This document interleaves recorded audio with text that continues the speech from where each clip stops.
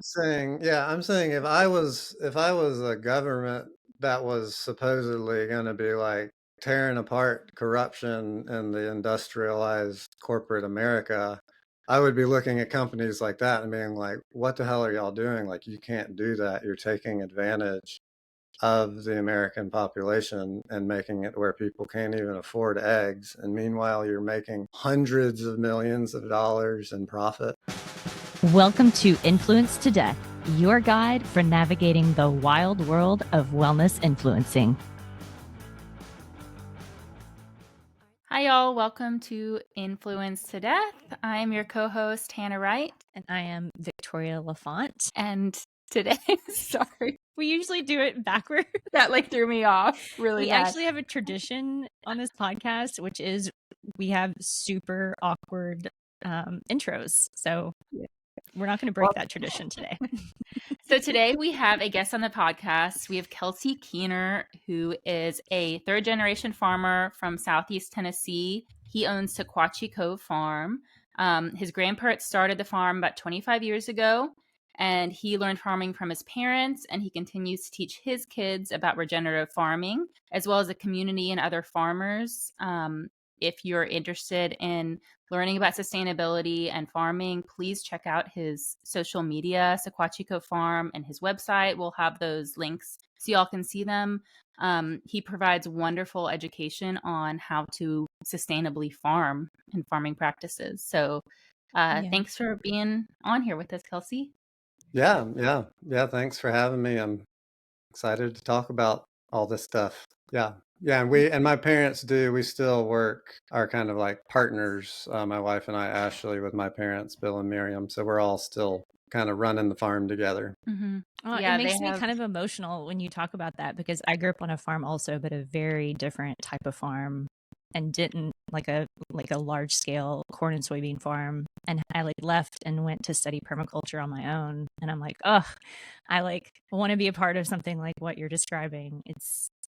I watched a reel where you're like, here's the reality of farming. It's like 20% the sweet magical thing you think it is, and then it's just I think you said 80% work, but I'm like, it's all work. It's very hard, but the way that you're doing it is something very different, I think, than maybe we even think about now when we consider farming. Mm-hmm. Yeah. This is a different and also very different. I mean, typically when you think of a multi-generation farm or the young generation coming in, a lot of times it is coming from this more conventional industrialized farm, just because that's the majority of farms left are like that. And then the young next generation might be trying to shake things up and change it and become more sustainable, which is, whereas with us, I kind of was born into this mindset of doing things differently and sustainably. So that is pretty unique in that we've been, kind of traveling along this path for several decades now. Very unique. Yeah. So today, the reason we asked Kelsey to come talk with us is because we wanted to talk about the Make America Healthy Again movement, MAHA. And I saw a video that Kelsey made highlighting their first 100 days. What has MAHA accomplished in the first 100 days? And I was aware of some of the things and some of the things I wasn't. And it blew my mind. A lot has happened. And we just wanted to kind of touch on what's going on. Is it actually making America healthy? These policies that are being put into place, the cuts that are happening, it's just happening so quickly. I think it's hard for people to keep track of it all. It's like a blur. But some of the things that are happening are really, really important to take note of, especially if you're a health conscious person, or really just a person, because it's it's things that are affecting the health of our communities, the environment. And Kelsey, you have such a unique perspective as a farmer and a small family farmer, and one who focuses on sustainability of farming and taking care of the earth and the animals and taking care of your community. And that's, to me, what health is about. So maybe people in the MAHA movement have a different idea of what health is about. I don't know. We're going to talk kind of about that, but yeah, Hannah, I always love it when you get wound up and your voice shakes a little bit.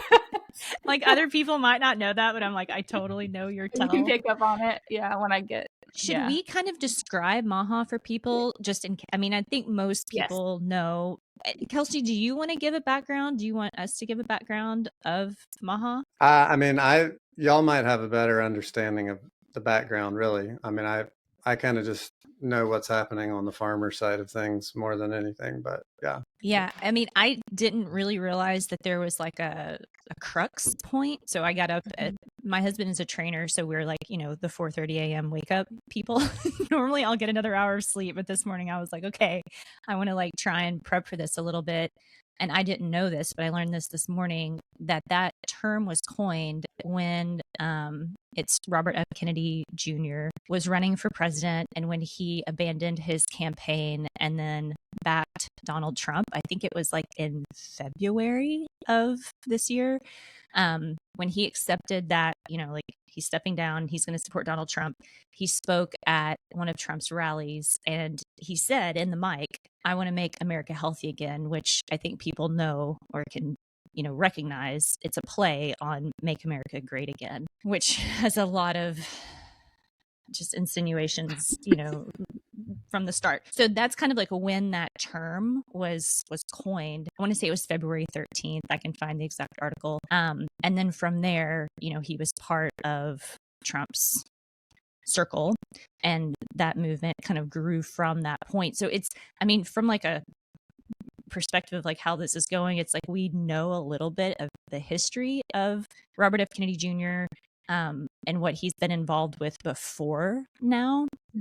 I think a lot of that is still coming up when we hear about people kind of being concerned about his skepticism around vaccinations or like what he focuses on because of his personal platform in the past. But then now that's being brought into our current administration. So from February to May, that's how old MAHA is. You know, it's still very young.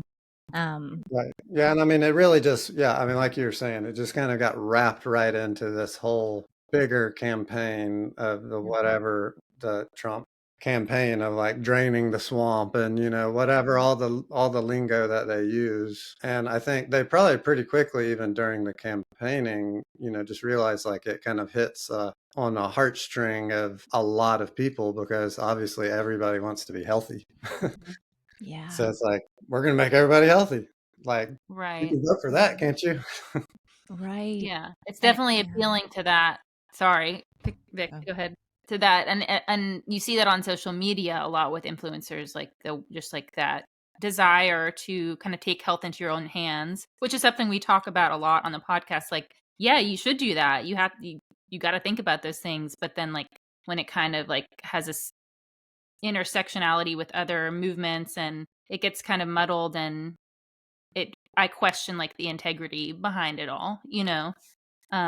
Yeah, this might be a good time for us to talk about our biases. So, Kelsey, I think, you know, we told you this, but usually when we talk about a topic on the podcast, we'll give a little history, a background of the topic. Like, for instance, we just did gluten. We talked about gluten. We talk about the history, and then we talk about where we stand so that people know, like, hey, we're not this, like, unaffected, angelic opinion that's coming down from above, because that's how most media is portrayed, is it's a completely unbiased, and we're not. We have biases, so we communicate that, and then we give information that's kind of like the like meat, the research, and then we give a takeaway. I kind of like, I have been feeling this in my gut since we brought this topic up, is like I have an incredible amount of negative bias and skepticism around this administration, but around politics, period. So maybe a little more around this administration, but it is more pointed into this direction just because my background is health science.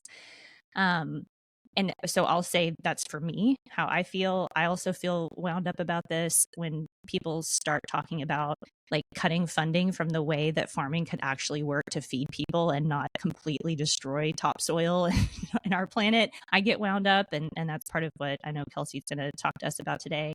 And then this is the hard part, which just Kelsey, also in this podcast, we often get to this point where it's like, there's some good sprinkled in. Like, do I think kids need to be eating red dye? Absolutely not. Do I have questions about fluoride in the water supply and systemically exposing it to our bodies? Yes, I do. I absolutely do. Do I think fluoride spot treatment on teeth might be helpful? Yes. Also, I think that. So it's like, it's this very complicated set of factors that goes in. So it's not black and white, but overall, I'm definitely looking at this with some negatively skewed skepticism. So people know that's where I'm sitting. Yeah, I feel very similarly to you. I mean, that's echoes everything I'm thinking. I do get super fired up, and I'm just going to keep it like short, just saying like I don't, I do have a bias against our current administration. I didn't vote for Trump for many reasons. I probably shouldn't even have to list them. It's pretty obvious, but I will say that like I understand why people got behind and are behind the MAHA movement. I totally understand it, because you do want your kids to be healthier. You want transparency. You want like to be able to make your own personal health choices and have like health freedom. I totally get that. I hope that with today, I was talking to Kelsey, and for those of you that choose, go and follow him and see what he has to say, maybe who are on that MAHA side and like feel passionate about it, that you're aware of what's actually happening so that you can hold those people accountable and follow it, instead of just think like, oh, everything's going to be perfect, they're fixing everything. That's not what's happening right now. And I want to list the first 100 days summary in just a second. But Kelsey, is there anything you want to add to bias? You don't have to share. You can just... Yeah, there's no pressure. Yeah. Yeah, I mean, I definitely have bias as well, but at the same time, our farm certainly has probably quite a few, or I know for a fact, customers who are, identify with this MAHA movement and are great customers, and hopefully they won't boycott me after this. But I mean, I've already kind of gone down the path of just speaking my mind, and that is where, I mean, honestly, with politics in general, I think it's just, we've gotten to this really unfortunate place where like we're so divided and so kind of have so much tunnel vision. Like, I mean, I think it is good, like you're pointing out, that maybe there are good things as well, because the majority of the population, it seems to me, is like, we're either on this side and everything they say is what I believe, or we're on this side and everything y'all are saying is wrong. And we're just going to let these political leaders, whoever they are, like basically come up with what we believe in, which is like, yes, I feel like is really dampened down just like individual thought of like, what is actually right? What do I actually believe in? So for me personally, I'm not on the left wing or the right wing of politics, because I don't agree with everything that either side has to say. I agree with some things that both of them have to say, and I do have a tendency to, it's like I don't vote for somebody that I completely disagree with, like Trump. But that doesn't make me like exclusively a Democrat either, because we're in this place because of history and what's happened in this country, and it's been a long road, and it's not like anyway, we could talk about that a lot. So I am biased, but I'm also consider myself pretty open-minded when it comes to like politics, and like I'm not like, oh, my president said this, so this is what I believe in. Yeah, it's wild how that permeates into everything, like in media, with influencers, with politicians, with celebrities, and actors and actresses, like that weird connection people have. Anyways, we've talked about that a lot, but yeah. And Kelsey, I mean, I think you really put it beautifully, like this club or that club, and kind of what side do you want to be on. Part of what we're trying to accomplish with this podcast is just to explore, and it's why we're upfront with our biases, because I like want to know how I feel, maybe unconsciously also. Get like too philosophical, but we almost always come to a point in an episode where we're like, holy shit, like there's good and bad and a lot of in between, and we need to think through that together versus picking a side and like digging our heels in and fighting each other. And I think with this in particular, that take it's particularly important, because like kind of, what we're saying, this is policy level. This isn't like you choose to buy a supplement or eat a gluten-free diet or only eat meat for 40 days, which happens. This is affecting people at a large population level and not just the individual level. Although the right, and it's also like we're talking about a movement and we're talking about politics, which aren't necessarily in line. Like, sure. I mean, like a lot of our and I have people ask me this, like, what do you think about what's happening? And I think they're genuinely trying to figure out, like, and so there's no way that after the first 100 days that there aren't people who voted for this administration and for these, for the message that they were putting out there, who are starting to feel like very confused and probably let down. I mean, I know a lot of them are still backing it, but it's like, wait a minute, that's not what you said you were going to do. like you said you were going to like throw large corporations and stuff under the bus, and now you're writing them $1 billion paychecks. Like what's happening? Yeah. It's heartbreaking. It is like, that hurts, because you see what it could have been, or maybe it still will be. I don't know. Maybe I shouldn't give up so easily. I want to like highlight for people just really quick, in case they're, you're not aware, because I was unaware of all these things. This is from Food Policy Tracker's first 100 days, like the first 100 days of the administration and what MAHA has done, or is working on. Kelsey shared this with us. It's very helpful, and we'll post a link for y'all so you can read the article. So 1, climate change has been scrubbed from use. I learned about that a while ago because my husband is a geotech engineer, and he told me that when they're writing reports, they can no longer use climate change. Like if they're designing for wind or whatever, flooding, you can't say that you're doing it for climate change anymore, which is like blew my mind. Anyways, that's so just a personal do they note. like, I'm sorry, I just want to understand this because I'm not fully sure. I'm like Googling while you're talking. So that's from like any government websites, like federal agencies can't use that term? So I'm not entirely clear. But yeah, that's what it seems to be, because a lot of these are in relation to government, federal agencies, like using certain terms and everything like that. Because they've eliminated the DEIA, or some people know as DEI, that's led to the cancellation of farm grants, working with BIPOC individuals and the LGBTQ communities and farmers who are underserved. And, so that's gone, I guess. This one like really hit hard for me. $1 billion that was going to help put farm fresh food in schools and food banks was canceled. That's a lot of money. I think $1 billion a year is every year. Okay, every year. I mean, that's how much the program was funding, but it's gone now. So what does that mean, Kelsey? Does that mean that like that's just the program's totally gone? I mean, yeah, I think they're just like threw it in the trash can, like not looking back. But okay, I want to come back to that. I'm going to keep going on this list, though. I think most people are aware that there's been massive layoffs and firings throughout many agencies, many health agencies, the National Institute of Health, also in the EPA. That's changed things about environmental and food safety regulations. We've lost a lot of those. I know there's about 70, I think, coal plants that are now exempt from whatever regulations they had on the contaminants that they were putting into our environment. So which I just have to say is I'm from Kentucky. That's a hell of a deal where I grew up. Yeah. People may not realize what happens when not only from the mining, but from the refinement of coal. Right. It's and air pollution, I mean, from that or anything is incredibly impactful on health, especially the health of children. It increases the risk of asthma, of learning delays, of, different diseases later in life, of all kinds of problems. So that's really concerning.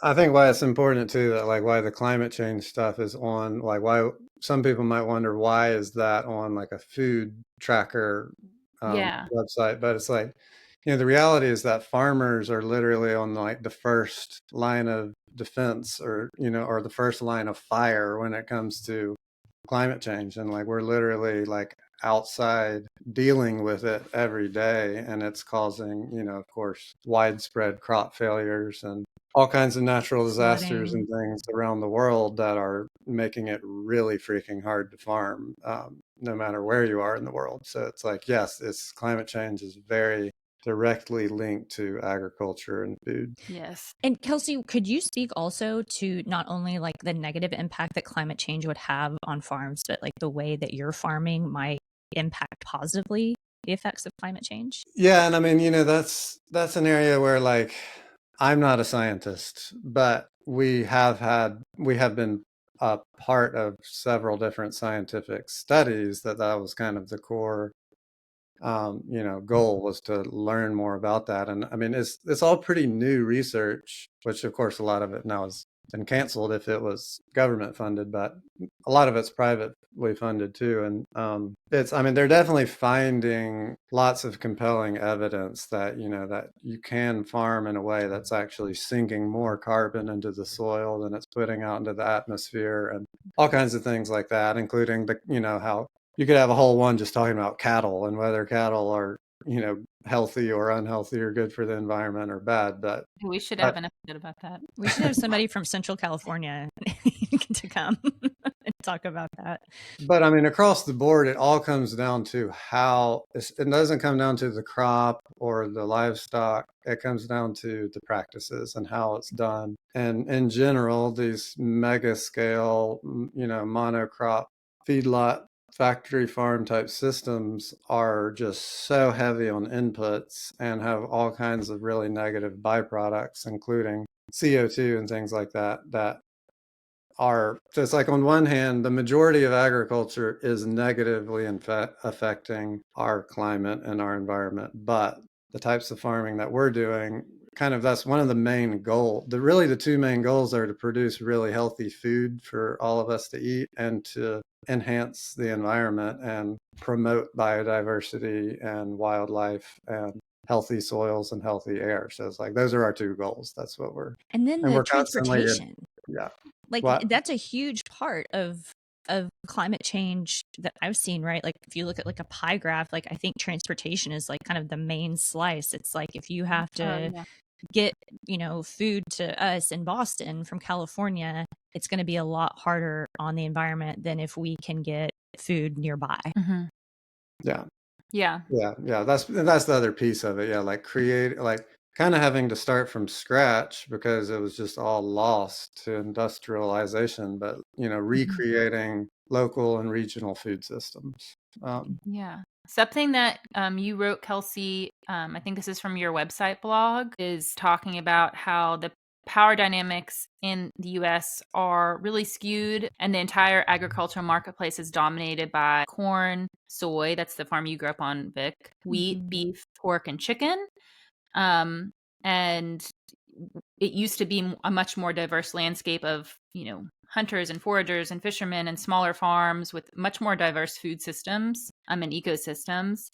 And with the MAHA movement, you mentioned having a glimmer of hope, and I did too, because their whole messaging was that they're like, this whole system is corrupt, and the draining the swamp thing kind of like intermingled with that, and this is making us unhealthy and we have to do something about this. And like, yeah, that sounds really great. What are we going to do? And you noted that what's actually happened so far is that the USDA and Doge, is that how you say that? Doge? Doge? You haven't bought any Doge crypto coin? I haven't talked to the... Maybe I'm an idiot. I don't know. No, you're the opposite of an idiot. But they have cut millions and millions of dollars. Okay. And so you would think that these would be the ones that are subsidizing those big ag corporations that monopolize, what we have here in the US. But no, they cut, like I mentioned, the farm to school, farm to food bank, billions of dollars every year. And that was, I think, a highly successful program, right, Kelsey? Like before, how was that for you? Like what was did you have any role in that from your farm, like getting food from your farm to food banks or to schools? Yeah, I think we were one of the first farms in Tennessee to kind of get on board with that program. And it's been really great working. Mostly we've worked with the Chattanooga Area Food Bank, which I think serves like 30 counties around Chattanooga. And it's very impressive just going to their warehouse, seeing how much food, you know, I mean, they're driving like they have walk-in coolers that you can like drive an 18-wheeler into. But it's wide. And, you know, they say they're busier than ever with just the demand for, you know, people just needing food.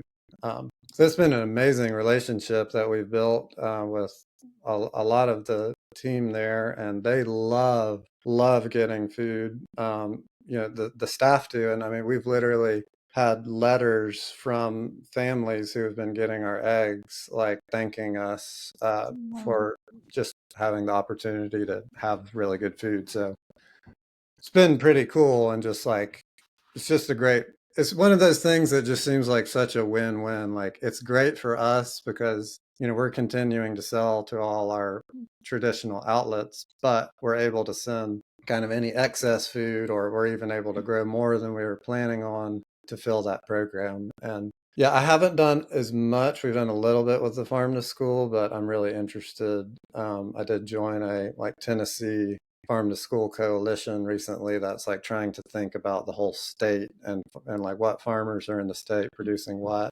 And of course they had applied for funding to do more research about that, to like build that network. And of course that also got canceled. Just even trying to think about how to make, like, everybody just felt like the momentum was going in this really exciting direction for both farms and institutions like schools and food banks. And then all of a sudden it's just like a screeching halt. And so that's all gone then? Yeah. Like you're not, is that like you're not providing to the food bank anymore in the scale that you were? No, yeah, we have a little bit left this year, and that's a whole nother story that Food as a Verb did a good job reporting on. It's kind of funny almost that, you know, the state of Tennessee screwed up and didn't even apply for that federal funding. But because of that huge mistake or whatever it was, the state, and because they got so much heat from Tennessee citizens, that the state reinstated that funding with state money for this 1 year. And so that, because of that huge screw up that Tennessee made, where we actually have the state program is not quite run out, but it's about to run out. And then wow. So that kind of like was a silver lining. It kind of like protected you for a year. Basically, yeah. But I mean, but it's, you know, when that money runs out, which it's, you know, it's about to, then it's over. But yeah, I know I have friends in a lot of other states, North Carolina and different places that, yeah, they were like full swing. I mean, sending lots of ground beef and other products to schools, and it just like, they just stopped. They just like quit writing checks overnight. That's just, to me, and I'm gonna get really salty about it, but like that is making America healthy. Like bringing that to children and to communities who don't have access to those type of foods. I mean, that not only provides nutrition for growth and health, but it also exposes you to this whole other world that you might not even know, you know, like you might not know what a certain vegetable looks like, or you know, like, and you would never see it without that, and it just can change the trajectory of, and I think, supports the farms. Yes, and that too. Yeah, but for me, and I know you think about this a lot, Hannah, too, but like the other part of that win-win situation is like, the reality is, you know, sometimes farmers like us have guilt about how much we have to charge. You know, like our stuff literally sometimes costs double what it costs at Walmart or wherever. And, you know, we have guilt about that, but the reality is like our families are also eligible for food stamps, you know, because even charging that much money for our product, we're still barely profitable or not profitable. And that's a whole nother topic of like why, you know, it's not that our food is really expensive, it's that all the other food is really cheap in relation to how much, and to relation to what the true cost of producing food is. Yes. And unfortunately, the rest of, you know, our economy and the way our capitalistic economy is structured is like people just can't afford the true cost of food. A lot of people can't, and that's just reality. Yeah. But anyway, so that for me, like, oh, this is great because like this is a way we can actually continue to do what we're doing and offer at least some people who can't afford our food to be able to eat it.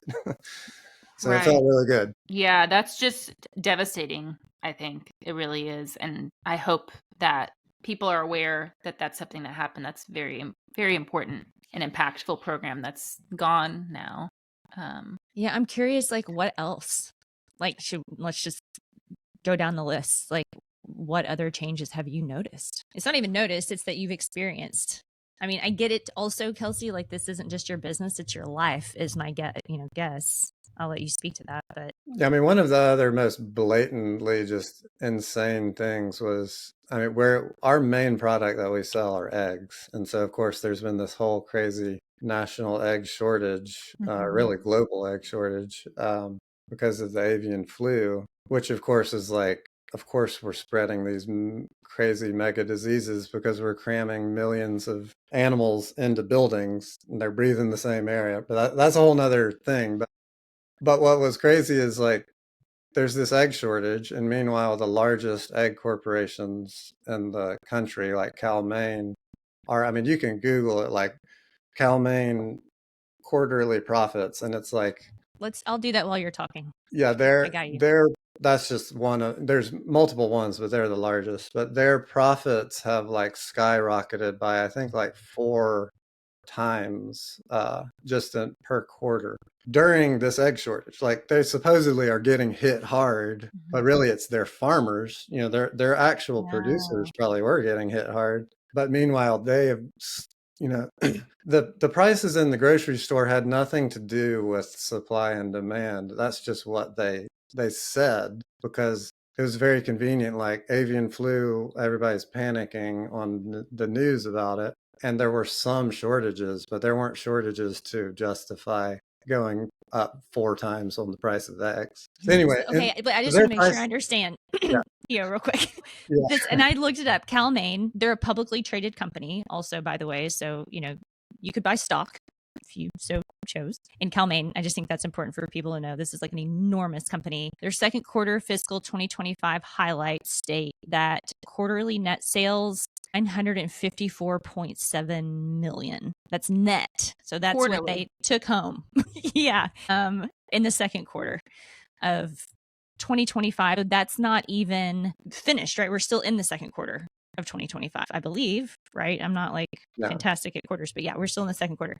Enormous. Okay, and so you're saying that company took it. I'm saying if I was a government that was supposedly going to be like tearing apart corruption in the industrialized corporate America, I would be looking at companies like that and being like, what the hell are y'all doing? Like, you can't do that. You're taking advantage of the American population and making it where people can't even afford eggs. And meanwhile, you're making hundreds of millions of dollars in profit. But instead, what did the MAHA government do and brag about it online is they gave the chicken industry, the egg industry, $5 billion to help essentially bail them out because they were struggling so much because of the avian flu. It's like that. Oh my God. It's just like what is right. Happening? So you're saying their farmers might have been taking the hit, but as the corporation, they were artificially increasing egg prices kind of on this excuse of what in reality was, avian flu, but was not affecting their bottom line. Yeah, and I'm not saying avian flu didn't suck for like some of these actual operators who own these buildings and the chickens, and they're literally out there having to like spray foam over 1 million birds to kill them because the USDA told them that's what they had to do. Like those people's lives suck. Oh my God. But at the end of the day, those people are producing eggs for this large corporation under contract. Essentially, the large corporation owns them and their facility and their chickens and everything. They're just an operator. So it's like at the end of the day, it's no matter who's getting those checks, it's still propping up this system that's really messed up and meanwhile is profiting from the whole thing. It's totally crazy. Yeah, wow. I feel like I'm going to have a stroke. Yeah. Yeah. That Yeah. is a really good doesn't thing surprise me. for people to be aware of, that I feel like isn't always understood, is that like that's like a big corporation, but like the eggs that you go and buy at like Publix or Aldi or wherever, those probably are from a farm. It's just a more, I guess, what's it called? A feeding, like a animal. What is it called, Kelsey? Where it's like all the chickens are packed together. Yeah, You know. queso. Yeah, CAFO. Thank you. And I mean, eggs, pigs and chickens are by far the worst when it comes to that. I mean, cattle, you think of like cattle feedlots when you think of a CAFO, which Mhm. are Yeah. also can be pretty bad situations. But the chickens, I mean, they've never been able to figure out how to cram cows into these buildings where, like, I mean, with chickens and pigs, it's literally just wall to wall animals. It's just, Yeah. it's hard for really anybody to wrap their head around. But Yeah. So yeah, with last year, thing I was, with that in mind, something that I was kind of had that glimmer of hope about was Joel Salatin and his role. Similar to you, Kelsey, like I don't agree with all of his stuff, but like he is all about like sustainable farming practices and biodiversity. And so I was like, oh, this could be really cool. I wonder where this will go.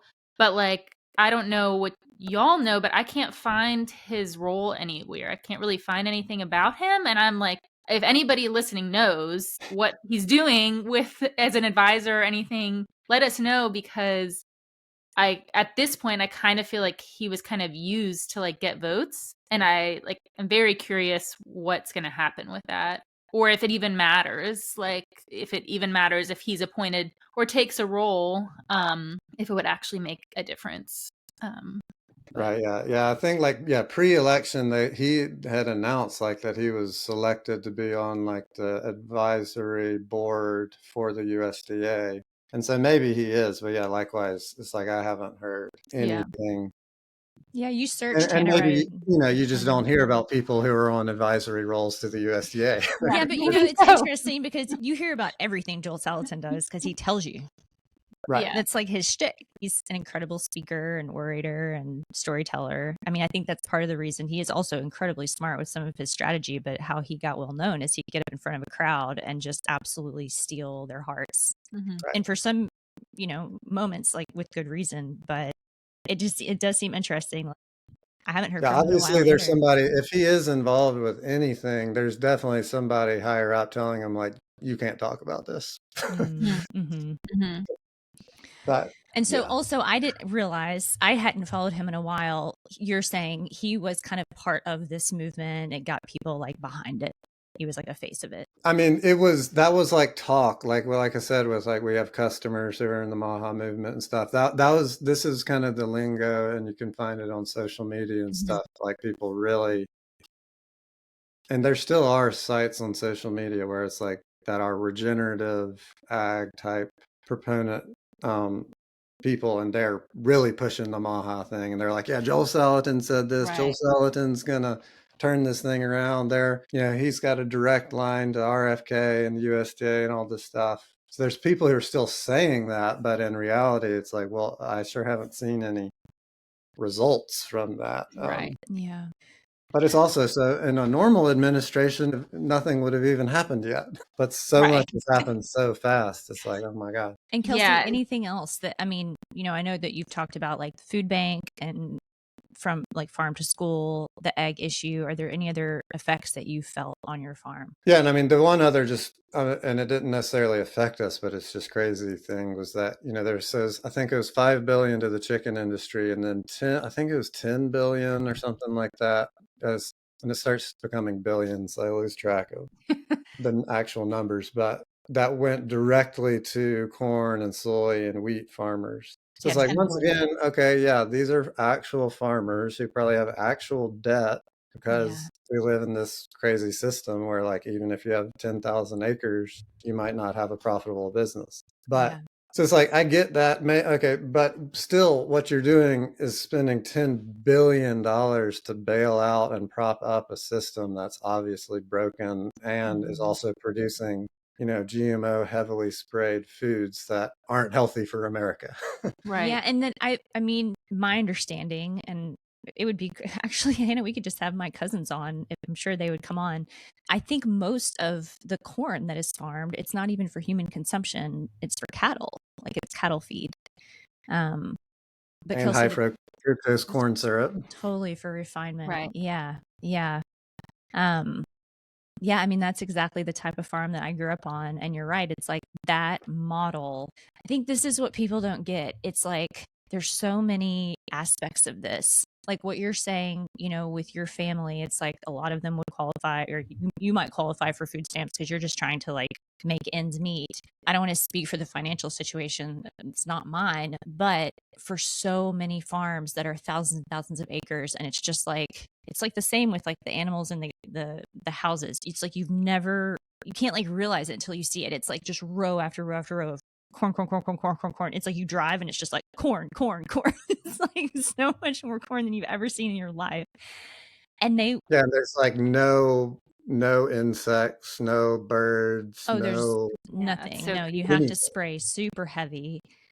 For me, at least, Kelsey, I grew up on the Ohio River. So the river floods, then it's just in the river. I mean, that's like, but the financial side of that is in order to make that type of crop happen, you have to take out probably in the millions of dollars of loans every year. I mean, when I was a kid, it was hundreds of thousands of dollars. Then if the river comes and takes it, that's it. You have to either rely on subsidy or, farm insurance. And then if it doesn't, it's like you have to pay those loans back, and whatever is left over at the end, good luck. And it's usually not a lot.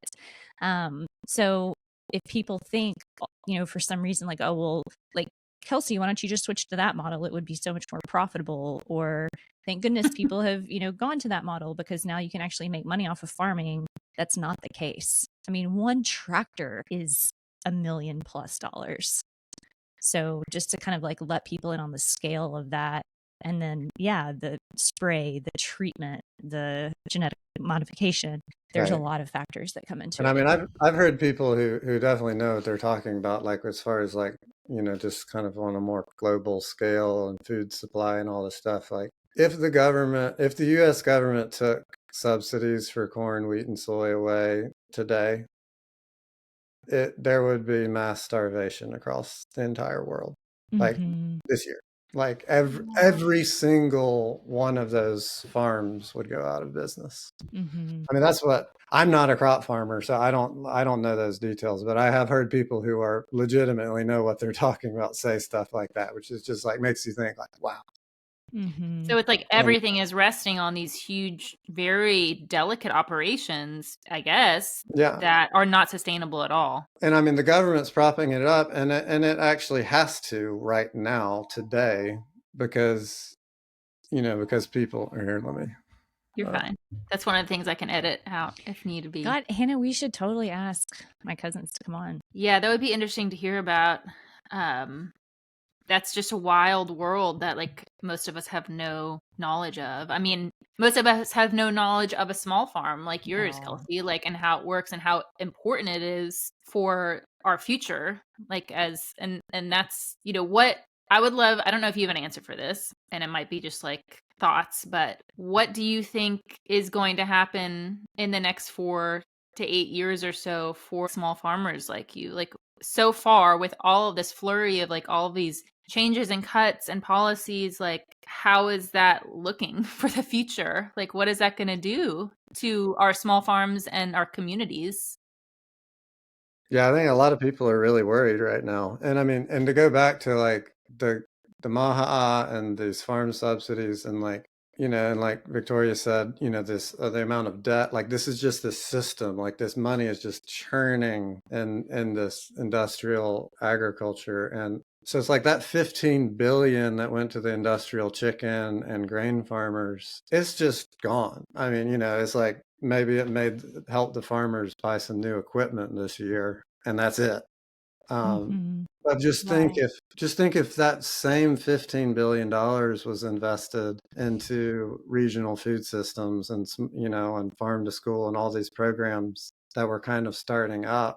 That one program was $1 billion a year, and it was making a significant positive impact in communities around the country. So imagine $15 billion. Like it could be really amazing. But instead it just like got thrown into this this monster of that just eats money. Capitalist monster. Yeah.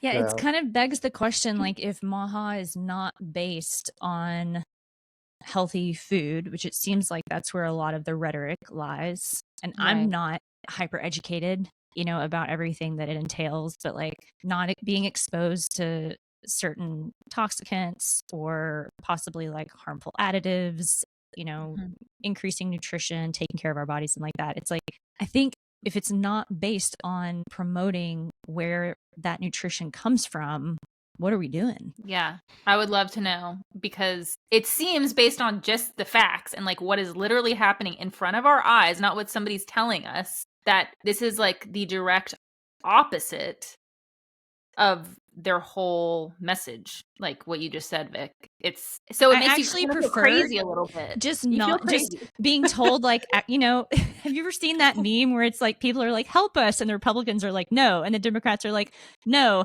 hashtag BLM, hashtag heart emoji, hashtag praying hands. It's like, that's how it feels, except it's switched. It's like now we're being told like, hey, actually we are helping you, but it doesn't seem like it. Like, I would actually like to know, and I'm curious if anybody knows. I've been trying to find, what is this movement doing to promote their mission to make America healthy again? Like, what is happening actually? They have a thing with food dyes and removing. That's great. Okay. I would argue, based on my knowledge of the research I've read, that that is not the most pressing issue for children's health. I know some kids are very sensitive to certain food dyes, but like in general, when we're talking about public health, right? Public health. Like, as a parent, if your child is sensitive to food dyes, you're not going to buy things with food dyes in them. Mm-hmm. And you can find affordable and convenience foods that don't have food dyes. Mm-hmm. That might be a touchy subject, but that is it's what possible. It is. Yeah. On a public health level, that is not the most important thing to consider. You know what I mean? I do. Like, one of the factors, Kelsey, do you want to add to that before I just... I mean, all I was going to add is just like this whole thing, this whole campaign, and I mean, what they're masters at is like they're masters at the algorithm of like, and we live in this online world and everything, and like, and I'm sure food dyes must just be one of those hot topics that goes viral, kind of like whatchamacallit, getting shots. Oh, getting shots. That's the best way to say it. Like they've just picked like what are the most viral things that are going to get the most people fired up about, and that's what we're going to talk about, like, and through everything else. Mm-hmm. Yeah, that is very true. And it's like this, like, honed in on, we're going to like obsess about this. Another thing that I've thought about, and this might, I don't know if this sounds crazy or if it makes any sense, but like, RFK is a very privileged person. He's lived a very good life. His circle and those that he's surrounded with have lots of privilege. A lot of the people in the influencer community that are really vocal about this and are kind of part of the micro team, I guess. It's like they're not in the admin, they're not like appointed, but they're like below, kind of like regurgitating things on social media, making reels about it, talking about it. A lot of those people, I'm not saying all, live a very privileged lifestyle. I'm thinking really specifically about like certain mom influencers who have, the beautiful kitchen and somehow have like, they do their grocery hauls, and it's like all of the stuff from whatever organic grocery store, the farmer's market, and it's like hundreds and hundreds or thousands of dollars on all this food that they have access to that's just kind of normal for them. That's not how the majority of the population in the US lives. It's very out of touch. And that's so an understatement. For people who that is their life, they're in that bubble, something like food dyes is a really easy target, because it's like you already have access to organic foods. You can go straight to a farm. You can go to the farmer's market. You can buy your kids whatever, allergen specific things they need for their diet. You're getting exercise. You have all of these resources. So like something like an additive like food dyes, it's like oh, well, let's go for that, because why not? But weirdly, for like the average person in the United States, that's not the top of the list to like help your health and your well-being, or help your kids. That's just my thoughts about it. But yeah, I mean, Hannah, this is public versus private health, or public right. versus individual health. And Yeah. I think that from what I've seen, or the gap that I just happen to have noticed in this conversation more than any other one, is that some people are talking about their individual health, the health of their family, the people around them, and some people are talking about a system-wide health, which is public health.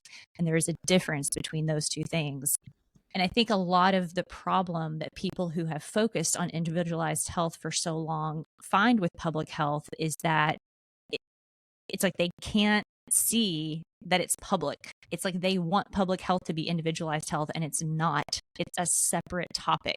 Like, yes, there is a Venn diagram where there's some overlap, but we're not trying to get CoQ10 supplements, bioemulsified, whatever, into the hands of the US populace. We're trying to just get like the basic food groups and macronutrients every day, and enough calories that have nutrients in them to like nourish people. And this is the part that for me this is where I get wound up. I hate getting wound up about this shit. But I'm like, I kind of feel the same way as you. It's like this, it's relentless with this. Andrew and I talked about this the other day. Who cares if you aren't taking a multivitamin, or you're not like going through the latest, like diet trend, if you're not just doing the basic, like eat enough nutrients per day, move your body, don't smoke, don't drink alcohol, which, by the way, are activities that people turn to when they're so stressed out that they just need a release, or God forbid, drink a Coca-Cola. It's like those are the foundation of health that we all know, whether you're a public health professional or like us, an individual health professional.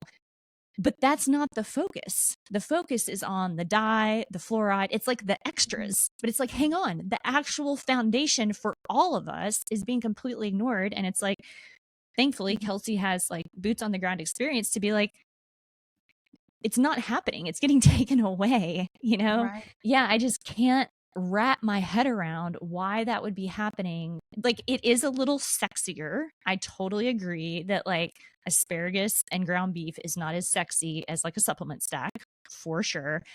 But I disagree, but I know. I mean, you know how I roll. But it's like, or like, Andrew Huberman carrying a kettlebell up a mountain with his shirt off is like a lot cooler to look at than like whatever just like my middle-aged ass holding a plank for 20 seconds. It's like those are two separate things. But the reality is like what will actually make people healthy isn't sexy. It's not going to make tons of money. And it actually takes a public health system-wide, state recognized effort to make happen. So if that's not happening, getting fluoride out of the water, cool. Yes, I'm totally for that. It's not going to matter if you still have the majority of people trying to just afford enough food per week, which obviously is evidenced. I mean, I know like Kelsey saying I'm from Kentucky. I know y'all are in Tennessee. It's like we do happen to be in a part of the country where people, I think, socioeconomically need more assistance than maybe like on the coast. But that's the majority of the country. P.S. If people haven't noticed, we're all flyover in between Massachusetts and California. So it's like that's the majority of people. Yeah, I just can't grok it. Like, and I'm just going to say this before I go, because I think this is important before I stop this rant. People want to fuck with you for having this opinion and also believing that we shouldn't be drinking water full of fluoride. And it's like, you can have both of those opinions at the same time. Like, I don't think fluoride should be systemically ingested, and I don't think we should be eating food dyes, but I also don't think you should take funding away from the people who are actually creating baseline health. Like, those two things are the same. I hate that shit. It's like, grow up. I mean, I think and we kind of covered it talking today, but ultimately it's like they're dangling the carrot for to make the people happy and say like, hey, we're dangling this carrot for you. I hope you enjoy it. And meanwhile, I mean, at the end of the day, this is the United States of America, and money, everything runs on money. Yeah. And what they're taught, while they're dangling these food dye carrots and things like that, what they're really doing is they're totally gutting, this entire alternative system that has taken decades to build up, like overnight. I mean, that's what they're really doing. you Yeah. know, there, and so it's kind of that goes back to that is the theme of, they're saying one thing and they're doing something totally opposite, and a lot more, like they're saying one thing that's kind of small, but it's making people happy. And then they're doing another thing that's big and it's really hurting a lot of people. Yeah. So it's pretty intense. It is. That's like an understatement. It can't be underscored enough. Like this is, I mean, we're laughing about it a little bit, but I feel like that's like a coping mechanism. I mean, my blood pressure is definitely like 200 over 110 right now. It's really, really serious what's happening. For those who are listening, please go visit Kelsey's website. Is it sequatchiecofarm.com? Yeah. All right. Read his blog, follow him on social Instagram. media, on Instagram at Sequatchie Co Farm. He makes really wonderful and educational videos. And you also get to see his beautiful farmland behind him, which is nice. And learn about this. Like if you're passionate about this, and you wanted this to happen, you believed in MAHA, please like continue to fight for what you believe in. I mean, I don't know if that's just kind of a hopeless battle, but like hold your people accountable, like your representatives. This isn't, I'm assuming that, if you truly want people to be healthy, that this isn't really the path that you were hoping for. I can't imagine that anybody wanted this to happen. So, but it is happening very quickly. Right. And it almost seems like almost hopeless on a national level, but it's like maybe more than ever, reaching out to your state representatives and people just saying like, hey, like this is happening right here in our community. Like help. Andy Bashir, we're coming for you to come on this podcast. I actually heard him on NPR today. He was advocating for Medicaid in Kentucky, and I was like, yes, Andy, love him. Kelsey, thank you. If there's anything else that you want to add or like tell people who are listening. Yeah, I don't think so. I think we kind of covered everything, or well, not everything, but just as far as just what's happening right now, and just trying, we're all just trying to figure it out because it's happening so fast. But it sure seems like it's moving in an obvious direction, and it's not. It's hard to see how we're going to pull out of it healthier, but yeah. Other than just, saying screw that and like, let's create, let's take our own life and into our own hands and our own community and start supporting the things that we want to and are able to, and working with people who have similar visions. And I mean, that's what we're doing with the farm is like, that's all I know to do is to create what I want the future to be. Because if I don't do it, then I'm just another one of these people who are just like complaining about everything and waiting for a politician to fix it. And it just doesn't seem like that's going to happen. Yeah. It doesn't. Yeah, this is the time to do that, Kelsey. And it's really the best way to, I feel like, support mental health too, is to find your community, like support mutual aid and sharing and learning. And, no matter where you are listening from, like I would be willing to bet you have groups and communities and, whatever spaces that can provide that for you. So yeah, thank you so much. Yeah, I know an hour is a big deal when you're feeding. How many chickens do you feed every day? We have 7,000 right now. So I'm going straight from here to go start sorting eggs. So thank you for your time. Yeah, I'll be driving to come get eggs from you soon. Awesome. Yeah, I have an uncle in Boston, so maybe we can talk a carpool. Well, we're moving to Kentucky in August, so. Okay. Oh, well, when y'all come to Chattanooga, I'll bring you to their farm so you can see it. We'll go to the farm stand. Yeah. Yeah. Awesome. Thanks, y'all. Thanks, Kelsey. Bye. Bye.